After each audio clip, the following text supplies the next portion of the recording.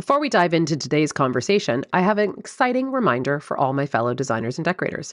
If you're ready to take your interior design business to the next level in 2025, the Profit Academy for Interior Designers is open and ready when you are. This 6-week online course is designed to help you increase your profits, take control of your business, and charge what you are truly worth. The best part? You can do it at your own pace. So whether you need it to fit into your busy schedule or you're ready to dive in and start making changes today, the Profit Academy is ready for you. With the Profit Academy, you will get a step-by-step roadmap to running a profitable design business, proven price strategies to increase confidently and profitably charge for your time and your designs, templates, worksheets, real-world tools to streamline your workflow, and the flexibility to complete the course on your schedule because your business should work for you and not the other way around. If you're ready to get started, head to the link in the show notes, and in just 6 weeks, you could be running a more profitable and efficient design business. Now, let's get ready to talk to today's incredible guest. One of the most common questions I get in my DMs and my emails is how to know when it's time to hire help in my design business. Honestly, if you're asking that question, chances are you already need it. And the reality is, you can't scale and grow without support. So if you're feeling overwhelmed, stretched a little too thin, or spending more time on admin work than actually design work, it might be time to dip your toes into hiring a virtual design assistant. Whether it's handling accounting, creating renderings, drafting in AutoCAD, managing orders and procurement, or any other task that takes you away from high-value, profit-driven work, outsourcing can be the game changer that your business needs. Today, I am joined by Ronniesha Armstead, founder and CEO of Vetted by Design, a platform built to take the guesswork out of finding trusted professionals in the interior design business industry. So after struggling to find qualified help through Facebook groups and endless Google searches, Ronniesha created Vetted by Design to provide interior designers with a curated network of pre-screened specialists ready to support their business needs. So whether you're hesitant about giving up control or just don't even know where to start, this conversation will help you understand how outsourcing, whether it's a small task or a major role in your business, can free up your time, can increase your profitability, and allow you to focus on what you do best. Let's dive in. Hi there, interior design lovers. Welcome back to the Business of Beautiful Spaces, the podcast where we blend design inspiration with all behind-the-scenes tips and tricks you need to thrive in your business. I'm your host, Laura Thornton, and with over 27 years in this interior design game and running a 7-figure design company, trust me, I've seen it all. I want to be your interior design bestie. I want to help you build the business of your dreams, make more money, and yes, ditch the stress along the way. I've been doing this for a long time, and now I'm sharing my knowledge with all of you, my fellow designers and decorators. All I ask in return is that you like, review, and follow this podcast wherever you listen, so other designers can find us and learn more too. So grab a coffee, get comfy, and let's dive into making 2025 your best business year yet. Welcome back to another episode of the Business of Beautiful Spaces. Thank you, Ronniesha, for joining me today. I'm very excited to talk about Vetted by Design. Can you start off with telling the listeners how you got into working with specifically interior designers and also the backstory and history of Vetted by Design? Well, initially, the whole passion behind the platform came from my own experience from me being an interior designer. I work as an interior designer. I've been in that career for 6 years, 7 years, and I've had my business for about 4 years. And as it stands today, even, from the time I started my business to now, I would always need to hire out different things because it's just me running my business. Like a lot of designers, I feel like a lot of us are solo entrepreneurs. And so I would always go to like Facebook groups trying to find whatever I needed to hire out. Or I would go on Google trying to find, say I needed like to hire out, what I really needed to hire out was a bookkeeper at the time.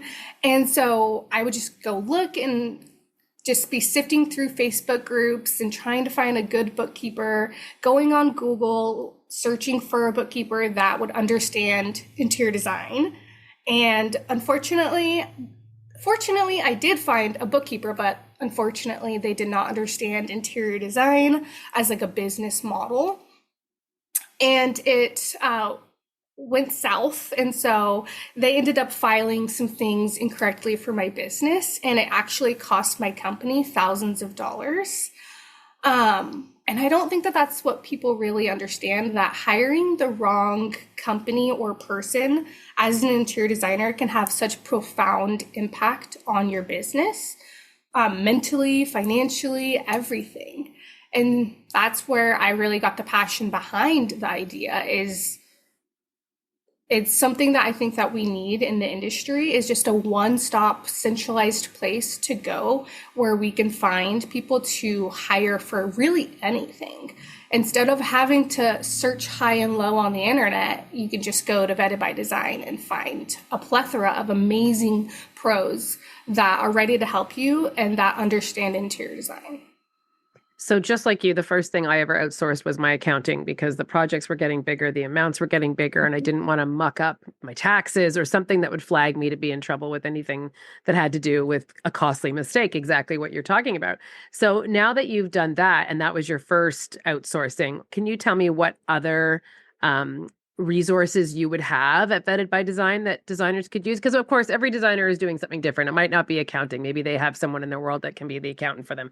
But what other services are under the umbrella of Vetted by Design? Basically anything that you could think of, all the way from like the creative realm, so like 3D rendering artists, VDAs, and then all the way to the other end of the spectrum to help you with the accounting. We have lawyers, we have PR. So like really there's not a category or a topic that we don't have on the platform, and we're adding them every day. So I still have categories that I'm planning on adding in the future. So really anything that you think of that an interior designer would need help with. And that's the thing. I get a lot of questions sent my way from the podcast about when should I hire? How should I hire? And that's a really hard question to answer because there are so many ways you can basically we're buying back time. That's what we're trying to do. We're trying to buy back time because there's only so many hours in a day that us as solopreneurs can make that happen. And so, I mean, I think this is such a great avenue for designers, decorators, anyone in our field, because if you aren't sure, if you're unsure, I mean, listen, the first time I ever hired a full-time employee, I was literally crapping my pants because, they were going to get paid before me. They were going to like, how am I going to afford this? Like, it's very nerve-wracking to bring somebody onto your team and you're responsible to get enough work into your office that they get paid every other week or every week, and you might not. But so this is a great avenue for anyone trying to test the waters to see how they can buy time back for themselves, because we all know our value. We all know what we bring to the table. We all know what our time is worth in our business. And if you're able to outsource 10 hours a week at a lesser rate than what you're charging, and you're making money doing those 10 hours somewhere else, but now you can trust someone to tackle your accounting or your social media or your contracts, or if it's like you said, your renderings or your drawings or any of the things an interior designer needs. And so they always say, where should you start? And so I think the first thing is, what do you hate to do? That is what do you not enjoy? Because if you do not enjoy something, my perspective is you're going to keep putting that item off and you're not going to want to do it. And there's going to be 12 things that are going to get done before that one thing. So I think for me, that's something I'm like, what don't you enjoy? Because if you don't enjoy it, see if someone else can do it for you. Yeah. If someone came to you, a designer's coming to you and they're saying, I need help, I don't even know where to start. What's your advice to that designer?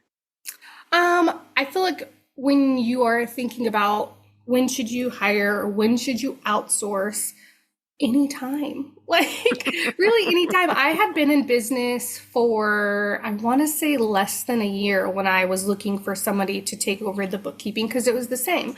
I was getting larger projects and I realized very quickly that I didn't want to mess it up, and I was working in multiple states. And so I didn't know anything about that. And so that's when I was outsourcing the very first time. And I think that there's a common misconception that it's like a new designer, like the new or younger designer that's outsourcing. But it's honestly the designer who's been in business for 10 years, maybe the designer who's been in business for 10 years and wants to start with a PR agency and getting their work in magazines. So it's really anytime you can start outsourcing. I don't think there's any set time, but if you're coming into interior design as like a second or a third career, probably you'll be outsourcing a lot quicker just because there's so much. There's so much. And that's why it's great that we have VDAs, virtual design assistants, and that we have such a great network of professionals out there that we can lean on as designers when we need something. So there isn't like there's not one category that you find is the most common that new clients, quote unquote, interior designers are leaning more towards through Vetted by Design? I will say on the creative side, it's definitely 3D rendering artists. I feel like it's visual. What we do is very visual. And so I think designers want to hire that out pretty quickly. And it's worth its weight in gold. If you can show your client a beautiful rendering, I won't say always sell the job, but you're more likely to sell the job, that's for sure. And just I fully agree with you. Job. And then on the other end of it, I think that the most common is it's bookkeeping and accounting. You get into business and very much right away, once you start getting jobs, you have the same idea. You're like, I don't want to mess this up. I don't want to get in trouble with taxes, and I don't understand sales tax. And so those are the two most common.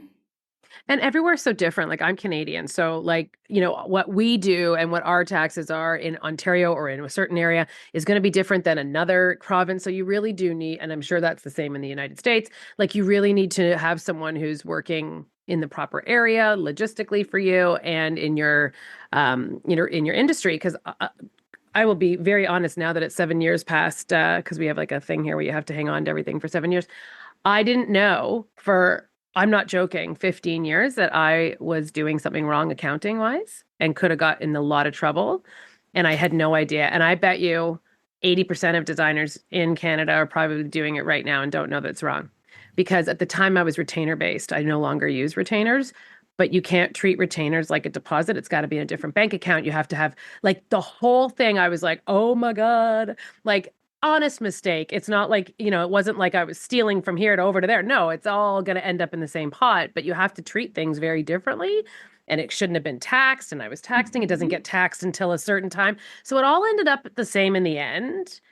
But the reality is it was wrong. And I could have gotten into trouble even, you kind of go like, really? But yeah, you could have. And so these are the things that you want to know. And I would have, never have thought in a million years that this would have been something I'm always on the up and up on everything I do. I don't want to break any rules so it's one of those things where I would have sworn up and down I would have done everything right. And meanwhile, I wasn't. And so these are the things that are really important. And the same thing, if you don't have a lawyer that knows contracts or your process or, I know I preach this a lot on this podcast, but it's so important to protect yourself. And we are running a business and yes, we're creatives, but it won't matter if someone legally comes in, they're going to say, well, that's just not my brain. I'm more of a creative type. No, you have to protect yourself in so many ways. But I'm going to circle back to your renderings only because depending on somebody's, like I went to school over 27 years or 8 years ago. Renderings weren't a thing. AutoCAD was new. Do you know what else was new? Email. The World Wide Web was new. So I got my first email account at school and I was like, what am I going to do with this? Like, I'm not even joking. I was like, I am never going to, why would I come to a computer to get my mail? Like, honest to God, this is the world so I don't know how to do renderings. So it's one of the things that we also outsource here because we have a team and the girls are younger than I am. They're in their 20s that work here and they both know how to do renderings. But by the time I buy all the programs and all the seats, and by the time they start creating these renderings, the hours that it would take and the cost every month for those renderings when we're not producing renderings potentially every month is a cost that far outweighs outsourcing them. So that was one thing we don't do here. We outsource them. We know how much they cost. We bill it back to the client. It doesn't cost us any money. In fact, we make a little bit of money on each rendering, but it will sell your project every single time. So if someone is older, or it is, like you said, second or third, or maybe they're decorators and not a designer, because in Canada, you have to go to school to be a designer. This is a really good facet to help your presentations. You're elevating your presentation. You're leveling up what you're able to do. The client doesn't need to know that it wasn't done in-house if you don't want to tell them. but it's a game changer for your business. And if you don't have the capacity to do it, don't let that hinder you. There are services like Vetted by Design who has vetted these individuals by other designers, and they're able to produce this for you. And I think that's such a great way to not exert or give away too much of your profits, but yet help your presentation. So those 2 points, I also, the ones that you gave, I'm always so curious, are the ones that I also did. So Yep. I wondered if there was, that common thread, which there was. So, okay. So then how would a designer effectively communicate their business style to you to be able to get the right fit and their expectations when using somebody in outsourcing? Like, is it something that you vet that part, or they now start dealing directly with the individuals and they figure out who's the right fit? Well, I had to really think about how do designers operate. And of course, I only really know from my own business. And then, of course, I've designed friends and we always talk, but I feel like things are always moving pretty quickly in a design business. Like, you have a project that comes out of nowhere. Somebody could pick up the phone and call you tomorrow for a project. And so I wanted designers to be able to get the resource that they need as quickly as possible. So in my mind, I'm like, okay, we're going to vet all of the professionals that are on the platform, and the designers can go view profiles, see reviews, and just do their own kind of vetting and seeing what it matches. And then you can just reach out directly to that pro. I thought about having designers create profiles themselves and then kind of create like a project and then send it over to the pro. I just want it to be as quick and simple for designers to get that information as possible.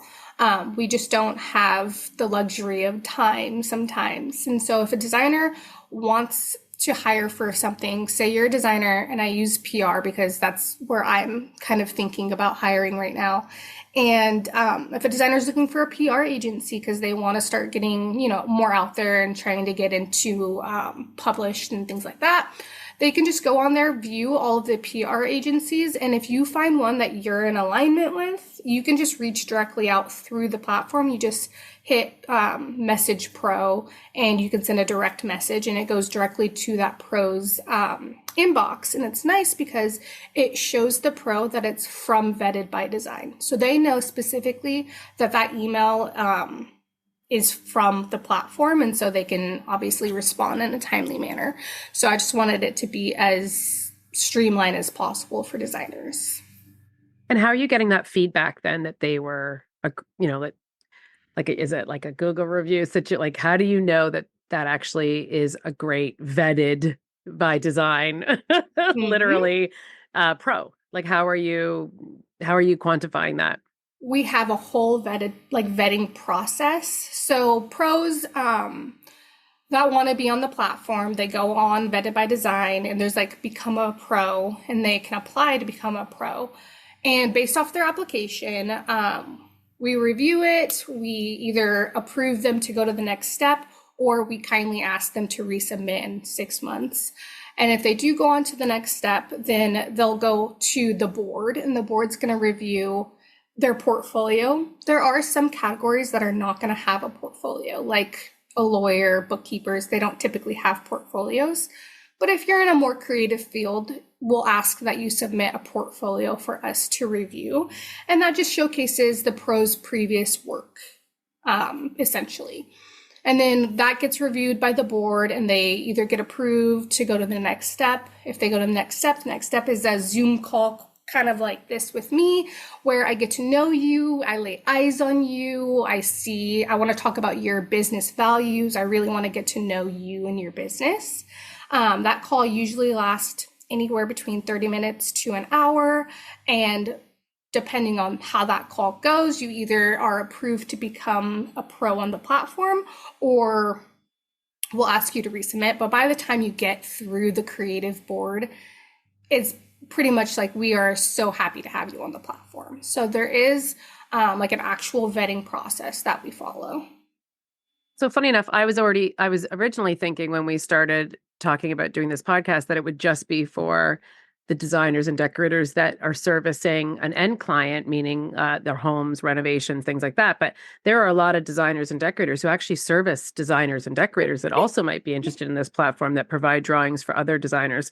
This could be something that anyone listening, you might want to reach out to Ronniesha if you are someone in that service-based business and look into Vetted by Design, because this could be for both listeners, actually. Yeah, Just that's dawned on me when you actually said that. Yeah. very important point. Not every pro on the platform is going to be niched in interior design. It's just a fact. There are some professions where that's just not going to be a thing. But my goal is to have the majority of the pros on the platform, either they were previously an interior designer, they only work with interior designers, or they have some vast knowledge of interior design. So that's my goal for all the, like across the board with all the categories, is that they have some like strong tie to interior design. And as to interior designers, I mean, you probably share this too. It's really hard to give up control. It is really hard, especially when we all start as solopreneurs and you are tackling everything and you're wearing all the hats. You are the accountant, you are, you're the designer, you're the therapist, usually for somebody on the vendor or your client. You're literally doing everything in the business. And so then you like we talked about buying back some time, but it's hard to give up the control of your project or how you're willing to see the outcome. So I think that's also why the accounting is an easier thing to give up. And then second to that, it may be things that we can't actually do, like a rendering. So I guess where I'm going with that is, thinking this through with the control, because it would be really hard for us to give up things. Where else can you see that these virtual assistants, if you will, could really aid in the growth of an interior design business? Because I know if someone's listening is, I don't want to hand over my presentation to someone. I don't want to hand over my you want more time, but we're playing that like devil's advocate in our head where we want to grow and we want to, try something, but we're playing in our minds going, well, I don't know what I'm going to get back. So what other advantages is there? Yes, we're buying our time back. Yes, we're able to do, take things off our plate, but what other advantages would there be to starting to invest in some virtual assistants? I would say one of them that I feel like is, well, actually, I'm thinking of two. One of them, it's kind of nice to have another design set of eyes on your design. Obviously, if you are a solo designer, and even sometimes if you have a team, it's kind of nice to bounce ideas back. And so outsourcing to a virtual designer, obviously you're getting another creative who is looking at the project and maybe giving input, maybe not. I imagine it's very conversational. And so that's one thing, is just having another creative, bringing that creativity and that energy to the project. And then another one I would say is, I mean, it might sound scary, and I'm probably not the best. I'm comfortable outsourcing. I outsource in my personal life, So I encourage designers that are a little bit weary of outsourcing to really anybody but virtual designers, just knowing that like they are there to help you. They are there to make your work glow. They are there to notice if there's any inaccuracies. It's not just like you're sending your project to them, they're working on it. And so there's so much more like energy and conversation that goes back and forth. Envision them just like being a junior designer on your team in office. It's the same idea, but they're just on Zoom or on, Google Meet. It's the same idea. So it might sound scary, but it really is necessary also in this day and age, that I feel like I said, more designers are coming to the profession as a second or third career. So I feel like it's going to become more and more kind of a way of life to outsource in your company. And is there a specific, could you just Google Meets or Teams, is there any tools or a specific technology that you recommend for designers in order to manage this relationship with their virtual assistant? I would just keep it very simple. So Zoom works great. Google Meet is like my personal favorite just because it's synced with my Google Calendar and I live by my calendar. So it's just easy to like go through there. Notion is great. They have a free version of that where you can invite people and have not like project management, just for the conversational part of it. But there's honestly What's Notion? Tell me more about that. What is that Notion? Notion, think of it as like, what's the best way that I can explain Notion? It's kind of like, it's really anything. Like if you just want to have notes in there and just have like a bunch of notes, you can have multiple people have Oh, access to the notes. okay. It's really just like a tracking productivity. Oh, okay. Like in Asana, Mondays, those Trello, that kind of. Okay, got it. Yeah, Yeah. Okay. Sorry to interrupt, but I just like before you keep going, there might be someone else my age who doesn't know yeah, what Notion is. I love Notion. But yeah, it's just like your other productivity note, kind of like organizational apps. I love that one. I use that all the time. And I use it honestly for like personal tracking, like appointments and little things like that.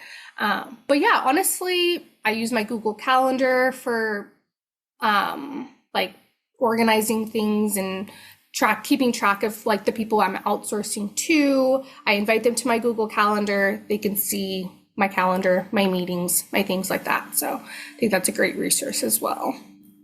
So I want to talk about, I mean, the goal of this is always about profitability with the business of beautiful spaces. It's how do we become more profitable? How are we creating equity in our businesses and creating these, this career of our dreams and getting paid properly for it. So how can a designer or decorator leverage a virtual assistant or a VA? And I don't mean VA like literally an assistant. I mean some under all the categories. So whether that's rendering or whatever, I'm just using a broader term. How can they, I guess, see this as a way to increase profitability other than time? Like, I don't know what the average rate going for a rendering is where you are. What is something that they can use this for as well to help their profitability? I think of it kind of like I do a lot of construction projects, not where I'm acting as the GC or anything like that. But there have been times where I hire somebody to do something and it's under my company's umbrella.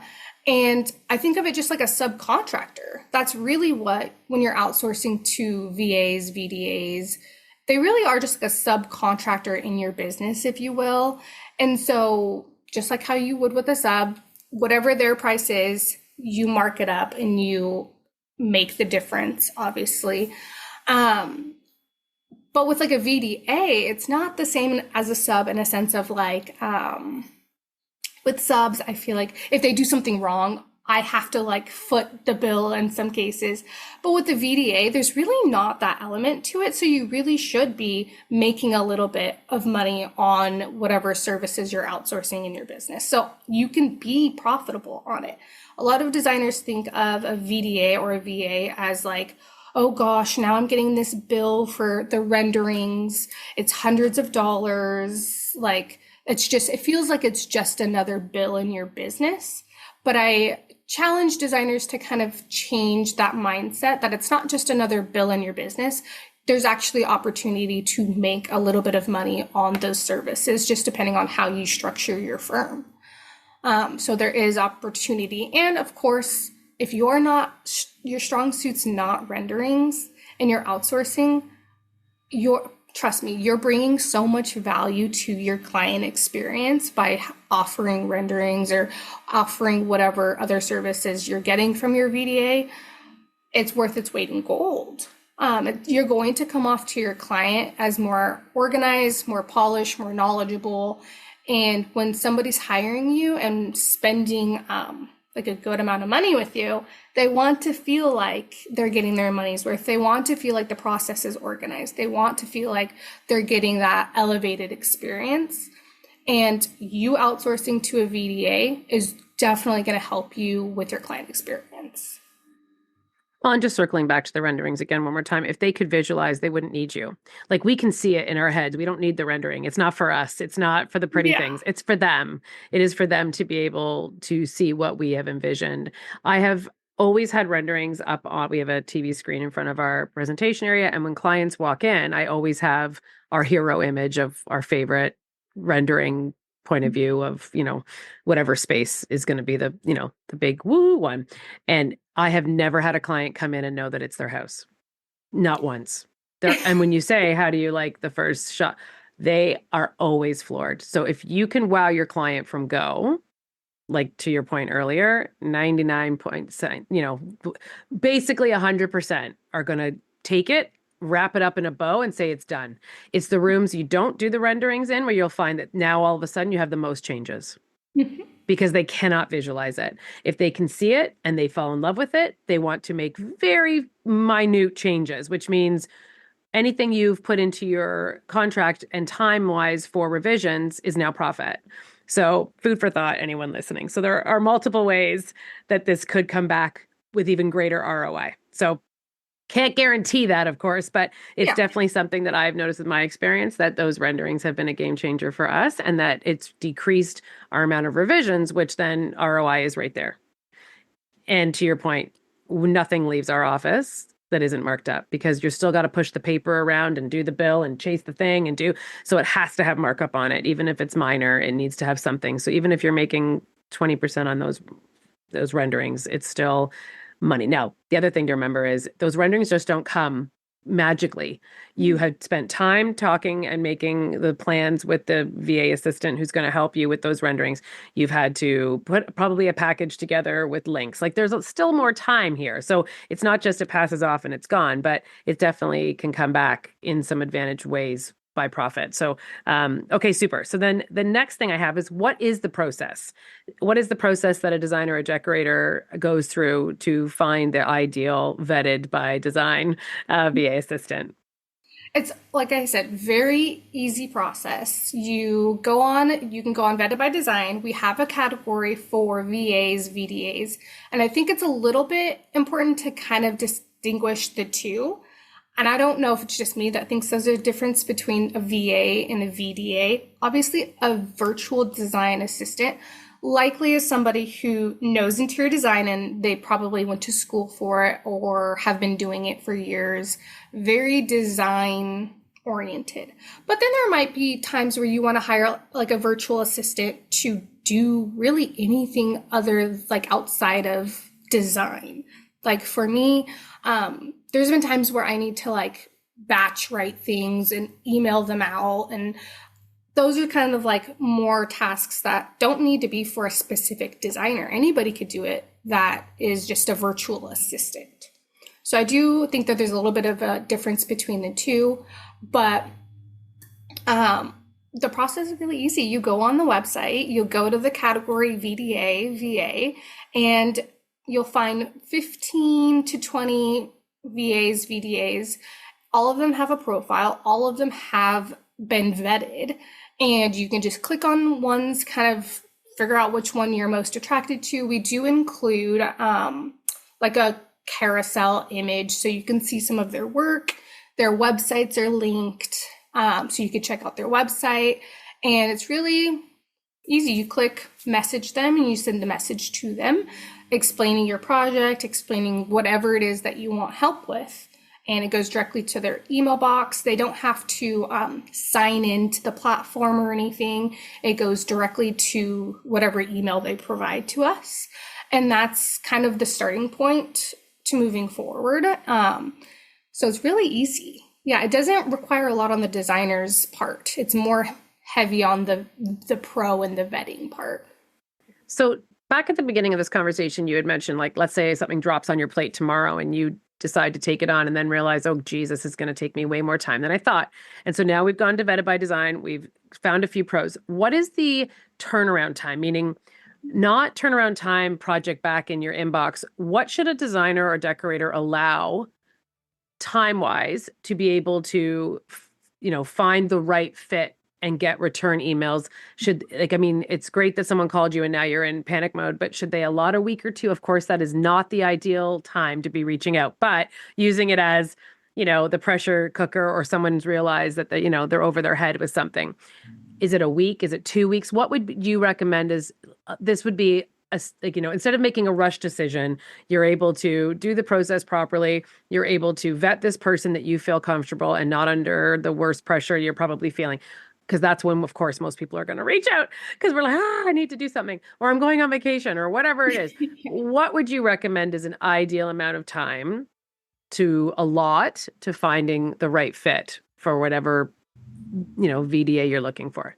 So if you're looking for a VDA and you reach out to two or three, they're like, okay, I feel like I'm interested in this two or three. You will receive an email back from that pro within 24 hours, probably less. That's kind of part of our vetting process, is making sure that the pro understands that when you're setting, like when you are approved to be on the platform, that you are prioritizing the designers that are reaching out to you. So there's kind of a little bit of a balance there. But yeah, 24 hours, you'll get an email back from the pro. Like I said, it goes into the pro's email box and they can see that it's from Vetted by Design. So they know to prioritize that designer and get back to them as quickly as possible. Okay, great. So anyone listening who thinks they might be ready to hand over some of their workflow over to Vetted by Design, where can people find you? Where can listeners reach out? Can you give us all the ways that they can find you and your services? The platform is www.vetted-bydesign.com. So you can go on there and there's a bunch of categories. We're adding categories all the time. And if anybody has a category that they don't see that they would like to see, send us an email, let us know. And then our Instagram is Vetted by Design. So very, very easy. Super. Well, thank you for sharing all of this with us today. I appreciate it. Yeah, so much fun chatting.